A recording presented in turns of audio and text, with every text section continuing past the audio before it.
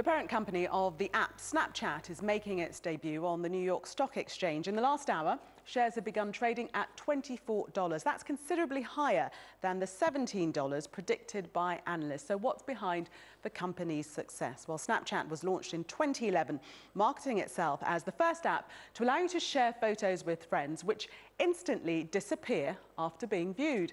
Now, 158 million people around the world use the app every single day.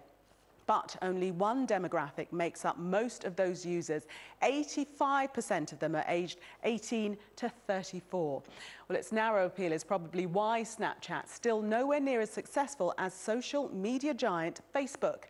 The site has 483 million daily users, and 88% of them are over the age of 35. It's their ability to tap into that market that's seen its value rise to more than £321 billion. And similarly, Instagram, which is owned by Facebook, has managed to command the older generation too. 45% of its users are aged 35 and above.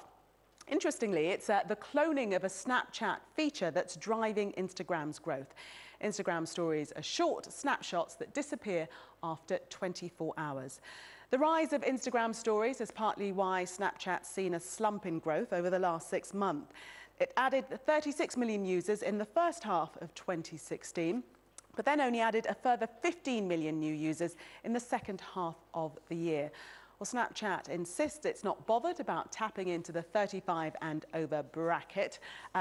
That's me, that's my bracket. But analysts say at some point they're going to have to think about them if they want to keep up with the competition.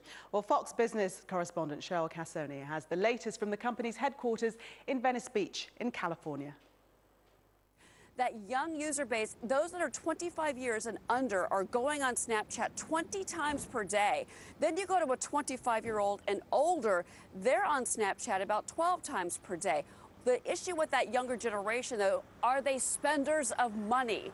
Well, advertisers want to get to those that have spending power. That can be that older generation. And of course, the younger generation sometimes has a very short attention span, especially when it comes to technology. There's something else about the IPO that analysts are also a little bit cautious about. The founder, one of the co-founders, Evan Spiegel, he's 26 years old. The other co-founder, Bobby Murphy, 28 years old. And they've got all the power in this IPO, meaning that if you were able to buy a share of this IPO, this initial public offering today somehow on the open market, wherever you're trading from in the world, you don't have any voting power. And that's a concern when you've got such a young management team in place.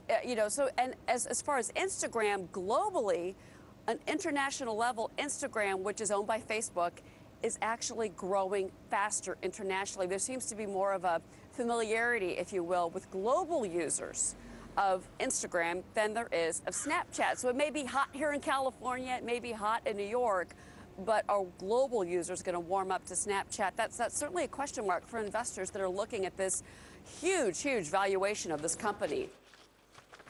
The head of British Cycling says he hasn't seen any evidence